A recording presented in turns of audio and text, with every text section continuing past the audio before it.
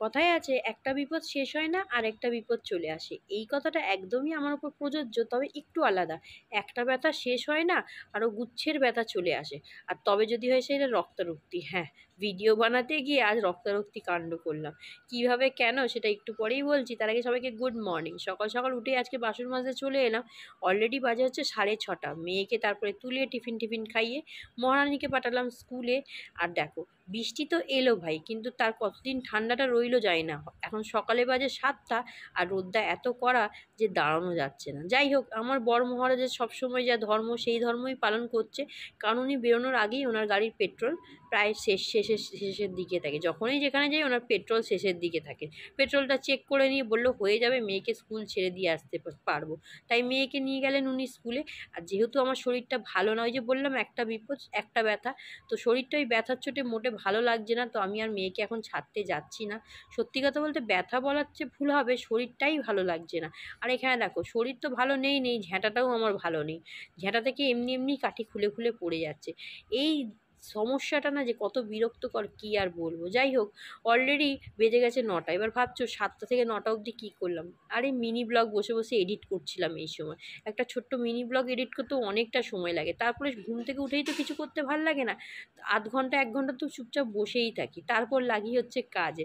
যাই হোক, বিছানা সমস্ত বিছানা, আমার তো আবার একটা বিছানা না, 2-3টে বিছানা সত্যি কথা বলতে। সব বিছানাগুলো ভালো করে ঝেড়ে টেরে টান টান করে চলে এলাম আবার ঘর ঝাড় দিতে। এইদিকে এত রোদ উঠেছে যে ঘরে লাইট জ্বালানোর দরকার হচ্ছে না। খালি মনে হচ্ছে যে আবার কবে বৃষ্টি নামবে। তবে বৃষ্টির আশা দেখছি না। কথায় কথায় সবাইকে জিজ্ঞেস করছি বৃষ্টির কোনো আশার অপেক্ষা আছে, কারণ নিউজ তো মোটে আমি দেখি না, আর টিভি একদমই দেখি না। এখন সারাক্ষণ ফোনেই থাকি। যেটুকু ফোনের কাজ, তা বলতে গেলে এখন ফোনও মোটামুটি দেখা বন্ধই হয়ে গেছে, কারণ সময়ই পাই না। যেটুকু সময় পাই একটু ভিডিও এডিট করি, ব্যাস এইটুখানি, বা একটু ফেসবুক চালাই। এরপরে ঘর ফর ঝাড় দিয়ে চলে এসেছিলাম বাইরেটা ঝাড় দিয়ে ঝাড় দিতে। কিন্তু সত্যি কথা বলতে অলরেডি একটা ব্যথা আমি পেয়েই আছি। হাতের এক জায়গায় চামড়া উঠে গেছে। হাতের বললে ভুল হবে, আঙুলের বলতে হবে। আর আঙুল দিয়েই মোটামুটি আমরা সব কাজ করি। তো এইদিকে যে কাজ তো করছি ঠিকই, কিন্তু হাতের ব্যথায় মোটামুটি পারছি না। আর যেহেতু একের পর এক আমি জল ঘাটতেই থাকি, তা হাতের ব্যথাটা শুকনো হচ্ছে না, আর ওইভাবেই আছে। বর তো দেখে বললো রীতিমতো পেকে ফুলে গেছে। কিন্তু কি করব বলো, শুকোতেই চাইছে না। আমি কি জেনে বুঝে জল ঘাঁটি? কাজ করতে গেলে জল ঘাটতে হলে কি করব বলো? সেইটুকু জল তো ঘাটতেই হবে। যাই হোক, এখানে অবশ্য গাছগুলোতে কেমন পাতা কম পড়ছে। আগে আমার রোজই কমপ্লেন থাকতো প্রচুর আম পাতা পড়েছে। তবে এই যে সামনে ঝড় বৃষ্টিটা হয়েছিল, তার জন্য গাছের যত আম পাতা ছিল মোটামুটি যেগুলো পড়ার ছিল সব পড়ে গেছে। এখন আম পাতা কম, কাঠি পড়ছে বেশি। তারপর আর কি, ঝাড় ফাড় দিয়ে সমস্ত কাজকর্ম করে ঝপঝপ চলে গিয়েছিলাম চান টান করে রান্নাঘরে পুজো দিয়ে। রান্না করতে করতে মনে হলো যে হাতে তো ব্যথা। হ্যাঁ, হাতে ব্যথা, তার মধ্যে যদি লাগে নুনের ছেটা, উফ, কি ভালোই লাগে। রান্না করতে করতে কাটার মধ্যে দিয়েছিলাম নুন, আর এমন জ্বলন জ্বলেছে যে রীতিমতো বাপ মায়ের নাম ভুলিয়ে দেবে। যাই হোক, রান্না বান্না করার পর এত হাতটা জ্বলছিল যে ভিডিওটা আর কন্টিনিউ করতে পারলাম না। ভাবলাম বিকেলে কন্টিনিউ করব, কিন্তু কন্টিনিউ করার আগেই যে আমার সঙ্গে আরেকটা ব্যথা পেয়ে যাব সেটা আর বুঝতে পাইনি। আজকে এসেছিল বর মাসকাবাড়ি বাজার নিয়ে, তো সেইগুলোই এখন জায়গায় তুলছি, কিন্তু ঘুম থেকে উঠেই নিজেকে নিজে আরেকটা ব্যথা দিয়েছি। লোকে অন্যের কাছ থেকে ব্যথা পায়, আর আমি নিজের শরীরকে নিজেই ব্যথা দিই। যাই হোক, শরীর তো না, মানে কি আর বলবো, অন্য কিছু। এখানে মাসকাবাড়ি বাজার তোলার আগে গিয়েছিলাম একটু বাথরুমে।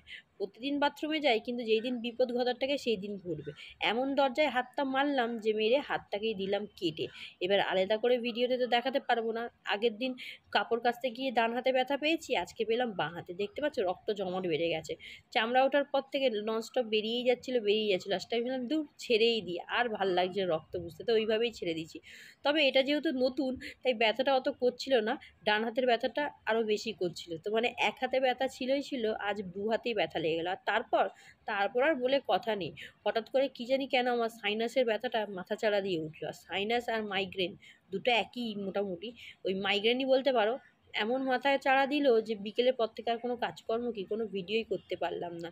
এখানে মেয়েকে পড়তে বসিয়ে দিয়েছি, আর ছাদে এক গাদা কাপড় মেলা ছিল, তো সেই কাপড়গুলোই তুলে এখন পাট করছি। কি করবো বলো, দু হাতে দু জায়গায় ব্যথা আছে, দুটো হাতেই ওষুধ লাগিয়েছি, তাই হাতটাকে সামলে সামলে কাপড়গুলো পাট করছি। মানে মোটে দিনগুলো ভালো না। আর এরপরেই শুরু হয়েছিল যেহেতু মাইগ্রেনের ব্যথা, রীতিমতো মেয়েকে পড়াতে পড়াতে আমি হয়ে গিয়েছিলাম, শুয়ে পড়েছিলাম। আর মেয়ের পড়াও বন্ধ করে দিয়েছিলাম। এই হচ্ছে আমার গল্প, কী আর বলবো। তাই ভিডিওটাও সেরকমভাবে কিছু কন্টিনিউ করতে পারলাম না, আর বলতে গেলে ভিডিওটা এডিটটাও ভালো করতে পারলাম না, তাই তোমরা সবাই ক্ষমা করে দিও।